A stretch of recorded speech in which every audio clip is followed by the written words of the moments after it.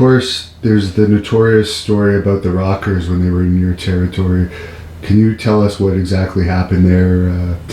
We recently interviewed Marty Jannetty, but he wasn't very specific, and he was saying it was basically Shawn's fault that you guys ended up firing them, I guess. You know what happened, and again, it's hard, I don't want to criticize good people, close friends of mine, but Bob Armstrong was real hot for us as Bullet Bob at that time in Alabama. And he had 3 sons in there working, Brad, Steve, and Scott. And they were all working, and they were pushing.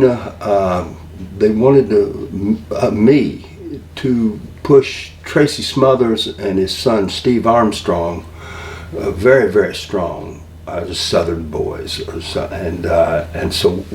that was the same time that we brought these guys in. Now I looked at the Rockers and I said, "Whoa, man, we're going to do this." And I didn't have any problem with just saying, "Man, this is it. We're going to shove this team 9 million miles an hour." Well, that right away got a bad feeling going with a real dear friend of mine, Bob Armstrong. And Bob thinking, you know, you've already got, what are you hiring these guys? What do you want these guys when you already got Steve and Tracy and the Southern boys, and you can give them a big push and they're going to draw you the money you need and all. And I just said, well, they had been there for a while, and so I just made a change and started pushing the Rockers really hard. And there was problems.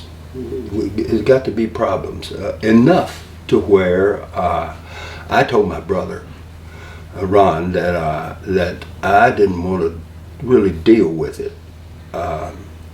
So he said okay, and so I took a vacation, and Bob Armstrong took the book to do the booking, and when he did, he fired the Rockers right there and said, okay, we're going to go with Steve and Tracy, and my brother just went, what? You know, and I, you know, I'm sitting in the background there, and I said, hey, I said, you didn't know that was coming?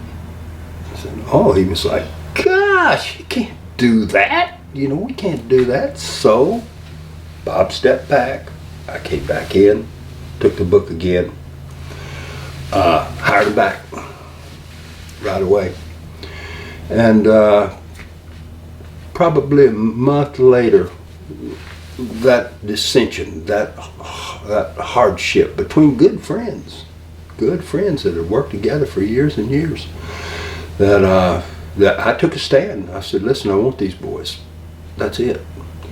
And then New York wanted them, and so it's the easy answer. So now we're pushing Steve and Tracy. Right. but I saw the quality of these guys, and I knew Shawn, but without a doubt, really going places. And I wanted to be on the ground floor of that, and make a lot of money while doing it. So that explains when I was doing my shoot interview with Tracy, he said he felt a lot of heat from Shawn in the WWE's dressing room, and that explains probably where a lot of that heat stems from. Shawn was aware of some of the stuff going on. There was some hard feelings because, like I said, I had Tracy and Steve living there and starting to work with them. And then I just had a chance to get my hands on these boys, the Rockers, and I said, oh, I've turned down that good talent. I'm not going to do it. We're just going to deal with this.